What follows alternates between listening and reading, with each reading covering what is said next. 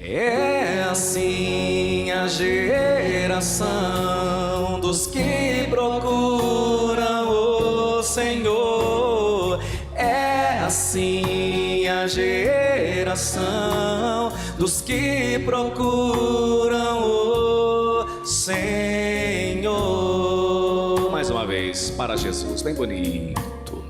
É assim a geração dos que procuram o Senhor. É assim a geração Dos que procuram o Senhor.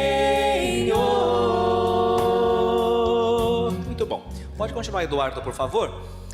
Queridos filhos e filhas da igreja, hoje a igreja nos convida a celebrar, como disséramos na oração coleta, numa só festa, todos os santos. E todos aqui não é mero artifício retórico, mas expressa a vocação universal à santidade. É todos mesmo.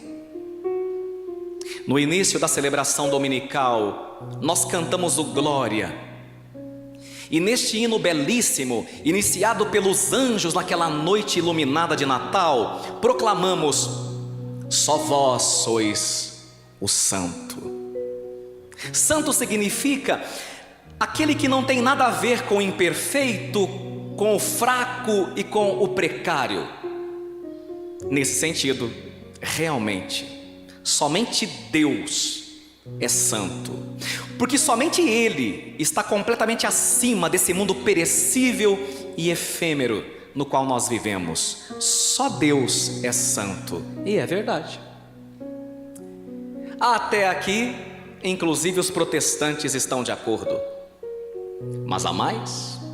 Contudo, também os homens e mulheres podem elevar-se para Ele e participar da sua santidade, não porque merecemos ou por nossos atos, mas porque Ele nos dá a santidade que pertence a Ele, como um presente, como graça.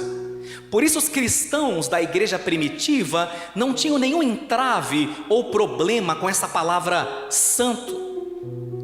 O problema com a palavra santo, meus filhos, faz parte da história recente da humanidade. No século 17, com os protestantes, nós nunca tivemos problema com essa palavra. Pelo contrário, na igreja primitiva vemos, por exemplo, as cartas de Paulo, e ele inicia muitas delas da seguinte maneira. Por exemplo, carta de Paulo aos Filipenses, capítulo 1, versículo 1, ele começa assim: todos os santos que se acham em Filipos.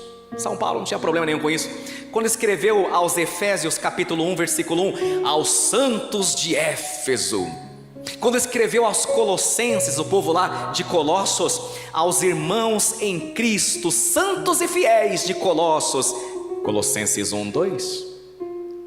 Quando escreveu aos Romanos, caprichou ainda mais: a todos os que estão em Roma, queridos de Deus, chamados a serem santos. Nós nunca tivemos problema com essa palavra. Isso foi distorção de Satanás. Ora, o apóstolo não escreve para pessoas que se encontram entre os anjos do céu. Não. Dirige-se a pessoas concretas, que vivem sobre a terra, inclusive com suas mazelas.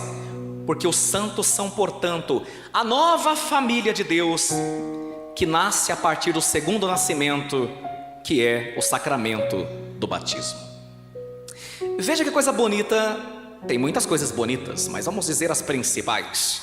Na primeira leitura, dá uma olhadinha, Apocalipse 7:3. Deus dá uma ordem aos anjos, né? Apocalipse 7:3. Eu vou começar e vocês completam. Olha lá, Rosalina: não façais mal à terra, nem ao mar, nem às árvores. Vocês podem continuar. Os servos do nosso Deus, Até que tenhamos feito o quê? marcados na fronte. O quê? Os servos do nosso Deus. Todos nós batizados fomos marcados na fronte. Somos eleitos de Deus, inclusive com vestes brancas. Sejamos crianças, tenhamos sido adultos, no dia de nosso batismo, nós estávamos com vestes brancas e nós fomos marcados na nossa fronte com o santo óleo do crisma. Semana passada eu tive que batizar um bebê na UTI, né? Quando a gente batiza bebê na UTI, a gente só usa água. Mas quando o bebê sobrevive, e se Deus quiser ele vai sobreviver, ele volta aqui, sabe para quê? Ele já é filho de Deus, mas ele vai receber os ritos complementares. E ele terá sua fonte ungida com óleo perfumado, o óleo do crisma. Porque Deus marcou você na sua fronte.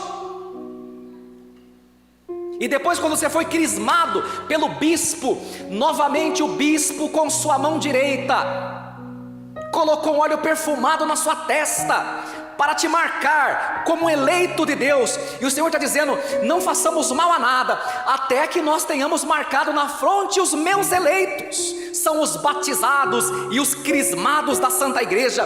E a partir daquele momento em que nós somos mergulhados nas águas batismais e fomos ungidos em nossa fronte, nós passamos a integrar essa família numerosa que é a família de Deus. E essa família de Deus recebe um nome teológico chamado Comunhão dos Santos. Claro que é complexo explicar um mistério desse, né? Mas eu vou lhe propor uma pequena alegoria. Eu quero que vocês raciocinem comigo aqui. Se você estivesse morando em outro país, pense comigo. Eu vou tentar a vida, exemplo, lá na Itália. Vou tentar a vida lá no Canadá ou lá nos Estados Unidos. Aí você vai, imagine, para uma terra longínqua. E aí você toma conhecimento de que seus pais estão passando por dificuldades financeiras e até fome aqui no Brasil. Contudo, você ainda não arribou financeiramente. Você ainda não tem condições de trazer toda a sua família para essa nova pátria, onde a vida finalmente começa a melhorar. Você não pode trazê-los. Seus pais que passam fome não podem até você, ou por causa da idade, ou quem sabe pela falta do dinheiro mesmo. Aí eu te pergunto, será que estando em condições melhores, numa pátria melhor, me responda com franqueza, você mandaria ajuda para eles? Resposta óbvia, pergunta retórica, sim ou não? Mas é claro. Quando vocês forem para fora, vocês mandam para mim em euro, por favor, tá? Estou aceitando. É claro, né? Cada euro está valendo mais ou menos quando? Uns R$6, né? Você entendeu onde eu quero chegar? Então aqueles que estão agora na glória, diante de sua majestade, na sala do trono, podendo obter graças especialíssimas, porque agora estão na verdadeira pátria, não nos enviariam essas graças da parte de Deus? Ficariam alheios a nós? Deixariam de nos amar? Deixariam de se importar conosco? Deixaríamos de ser especiais para eles? Mas é claro que não. Desse cofre infinito de graças, os santos nos aurem com elas, com essas graças especialíssimas, porque nós estamos aqui num exílio, degredados, filhos de Eva. Eles já estão na pátria. Por enquanto ainda não estamos preparados para ir para lá, porque, desculpe a franqueza, vaso ruim não quebra. Os que vão mais cedo geralmente já estão preparados. A gente vai ficando aqui porque a gente é ruinzinho, tem muita coisa para purificar, né? Com certeza eles nos enviam suas graças alcançadas de sua majestade, o Rei. Por isso lemos no livro de Apocalipse, capítulo 8: adiantou-se outro anjo e pôs-se junto ao altar com um turíbulo de ouro na mão. Quantas vezes eu preguei aqui para vocês que a missa é o livro de Apocalipse? Sabia disso? Se você ler Apocalipse, vai ser reportado a liturgia romana, os candelabros, os castiçais, o trono, o cordeiro no centro e também o turíbulo, que faz parte da celebração. O rito da missa é o livro de Apocalipse perfeito. O cordeiro está no centro. Agora veja que coisa bela. Olha lá, veio um anjo com um turíbulo de ouro na mão. O turíbulo, semelhante ao que estamos usando aqui. Olha lá, foram-lhe dados muitos perfumes, para que os oferecesse com as orações de todos os santos no altar que está adiante do trono. Se isso não for a liturgia romana, eu não sei o que é. É a Santa Missa.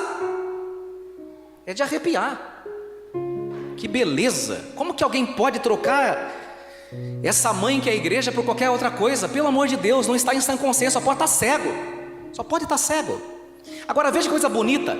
Eles foram ofertar o quê? A oração dos santos no altar diante do Cordeiro. É o que eles estão fazendo por nós o tempo todo. E se Deus quiser, um dia seremos nós lá também. O venerável arcebispo Fulton Sheen vai dizer: ser pecador é a nossa desgraça, mas saber o que somos é nossa esperança. Que bonito. Sou pecador, é uma desgraça, mas fui batizado, é minha esperança, porque eu não preciso permanecer na lama. Eu posso ascender, isso é, eu posso subir, eu posso participar da santidade e da realeza do meu Senhor. Queridos filhos e filhas, santos não são pessoas que nunca caíram, não, mas que se levantaram sempre com a ajuda da graça de Deus, que não perderam a esperança, apesar de muitas vezes caírem na miséria. E o que eu vou dizer aqui, inclusive, eu nem escrevi aqui, mas o Espírito Santo me move a dizer: alguns de vocês ficam se martirizando a vida toda pelos delitos, isto é, pelos pecados que cometeram, e não se perdoam. Desculpe, você está sendo enganado por Satanás. E eu quero fazer um apelo a você que pensa assim: não deixe, por favor, o inimigo te acusar daquilo que Deus já te perdoou. Por favor, muda o disco.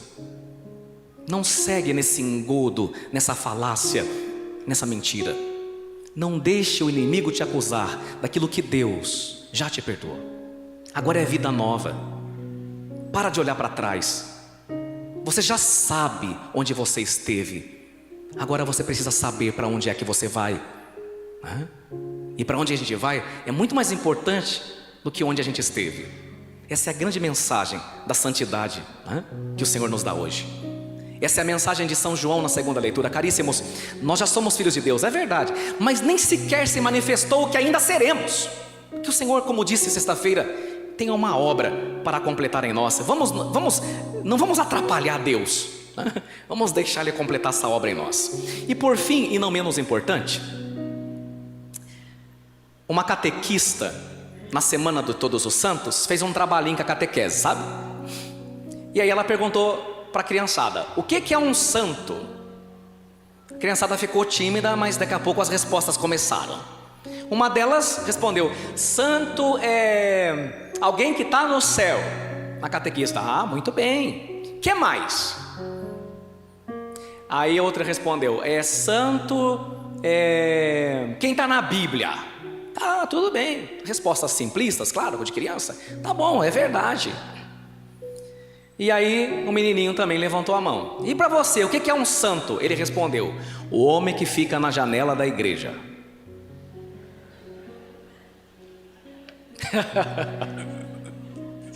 Era o único referencial que ele tinha. Aquele cara que está no vitral. Minha mãe disse que ele é santo, né? Queridos, santos são mesmo como os vitrais. Um vitral é minuciosamente trabalhado pelo artista, o vitralista, que num conjunto harmonioso de vidros belos e raros consegue montar belas figuras. No entanto, um vitral não é nada e não tem beleza alguma se não for perpassado pela luz do sol. Se você vir aqui a essa igreja, ou a Santa Filomena, à noite, isso aqui não tem beleza nenhuma. É um pretume só. Por quê? Porque não está sendo perpassado pela luz do sol. É só um monte de cacos sem beleza e que, sendo pontiagudos, são capazes, inclusive, de ferir. Um santo, se não fosse Deus que se reflete nele, seria um monte de caco escuro e desconexo, que não faz sentido algum, pelo contrário, até corta, porque as pessoas em pecado ferem umas às outras. Mas por causa de Deus e de sua luz que o perpassa, Ele enche a nossa vista com uma beleza inenarrável, que nem a mente humana é capaz de descrever, porque Ele permite que Deus sem barreira se reflita nele. O que somos nós sem Deus, minha gente? Caco, um monte de caco, que não forma imagem alguma, que não atrai ninguém, que não tem beleza alguma, mas quando tocados pelo Senhor, a gente que é pó fascina, encanta, porque a luz não é nossa, a luz é dele. Termino dizendo que os santos têm um grande magnetismo ao seu redor. Guardem isso. Santos têm um magnetismo. Eles atraem, sabe? Assim como os pássaros são atraídos pela luz, e nós também. Os santos atraem, mas nunca atraem para si, atraem para Deus, porque a luz que neles brilha é totalmente do Senhor, é totalmente do Altíssimo, de tal forma que louvá-los não é fazer outra coisa senão louvar a Deus, que foi capaz de fazer uma coisa extraordinária em alguém que é tão pequeno como nós. Que Deus complete em nós a obra que Ele mesmo começou, e que aqui seja um ensaio para a mesa eterna, onde Ele mesmo cingido nos servirá, que estejamos lá um dia, e aqueles que nós deixamos partir enfinados no dia de ontem, que nós apenas digamos não a Deus, mas até breve, porque na comunhão dos santos estaremos juntos, cantando os louvores e as maravilhas do Senhor. Assim seja. Amém.